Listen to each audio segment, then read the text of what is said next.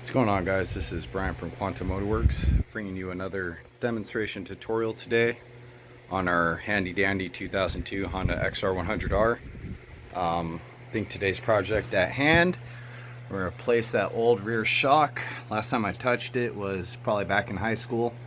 Got this heavy duty BBR spring, and I was FaceTiming my buddy, and he kind of mentioned, he's like, hey dude, look at that spring, look how close it is to the, the inside dampener on one side, and then has that big gap on the other. So it looks like the spring's kind of moved a bit. Definitely time for a new one. So while we're at it, we're also going to rebuild the rear shock linkage, and I think if I have bushings for the swing arm, we might replace those as well. Just the bushings, I don't think I bought anything else for it.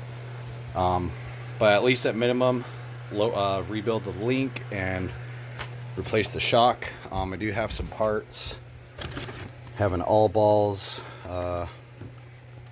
Let's see, all balls. This is the lower linkage kit. Comes with all these parts.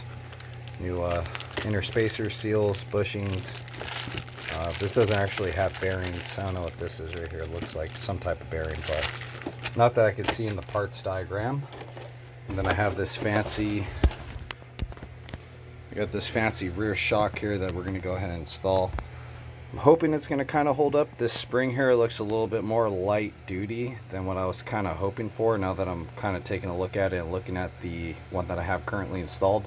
But maybe, I don't know, having the Reservoir, maybe there's a higher gas rate. I have no idea. The compression and rebound settings could be a lot different, to where maybe it doesn't need such a stiff spring. Whereas BBR spring here, I mean, if you just look at the size of those coils, those are some pretty thick coils there. Almost look like they're at least a thickness and a half more than what these ones are. So hopefully this doesn't feel like a little kid shock here. I'm gonna probably end up putting that one back on, because I mean, even though it's blown, it still works.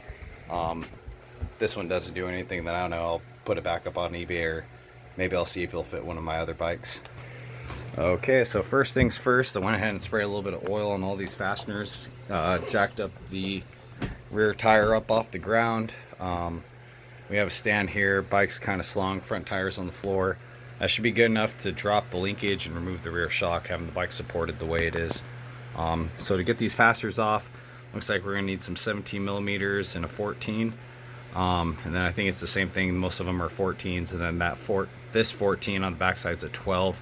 And then you will, in order to remove this, have to remove the lower chain dampener, which is a 10 millimeter bolt right here. And then should be able to just take it apart. Okay. That's pretty easy. Alright, so I've got the lower rear shock bolt out. I noticed that having the bike jacked up at the right height, having the rear tire just slightly touching the ground, makes it possible to just pull these bolts out right here. That didn't look too bad.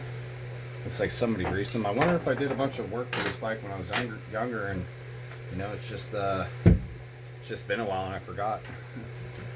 All right, let's go ahead and buzz these off right here. That one. That one. Oh, that one was freaking about to come off. That one was like hand tight. That one didn't even require any torque. Ooh, creaky. Okay. Okay, guys. So here's the DNM shock up against the original shock, and from looking at them, just eyeballing it, it looks like the DNM might be like a 1/4 of an inch longer. Hopefully this hardware is going to work. The spring appears to be a little shorter, as we can see here. It almost makes me wonder if I can take this spring off and put it on this one. I wonder how it would react if I did that. I might have to do a little bit of measuring, but I wonder if that's a possibility, because I don't think this spring is going to do shit for me. This doesn't look very aggressive. I wonder if I can even take this apart. Yeah, I can take this apart. That might have to be something that we try. I do have a spring compressor, so I'd have to maybe set it up. I forget how I did this one. I think I just used some like clamps for like doing a strut or spring on like a vehicle, you know, on an automotive car. Yeah, I don't know. Not really too. I don't know. I don't think the gas pressure is going to make much of a difference. I can't see that making too much of a difference over this right here. Now, could it be too stiff? Maybe. But I think this is going to be too soft. I just have a feeling for how heavy this bike is already. I think the OEM spring's a little thicker than that, so I'm going to have to think about this. So there's actually installation instructions off this website that I got the shock from, TV Parts. So I'm going to go ahead and look it up and see what they say. Maybe before I actually tear these apart, I'm going to install it and see how it fits, and then obviously sit my 200-pound athletic glute on the seat of my XR100 and see how much compression rebound the shock provides here. And after I clean all this up, you know, it won't be too big of a deal. If I have to take the shock out and then switch it around, I won't feel as bad. So we'll probably go ahead and make another video, or at least show the video of how it feels. We'll go ahead and see. But yeah, thanks for watching. If you guys have any questions, hit those comment boxes and stay tuned for the next one. Thanks for watching.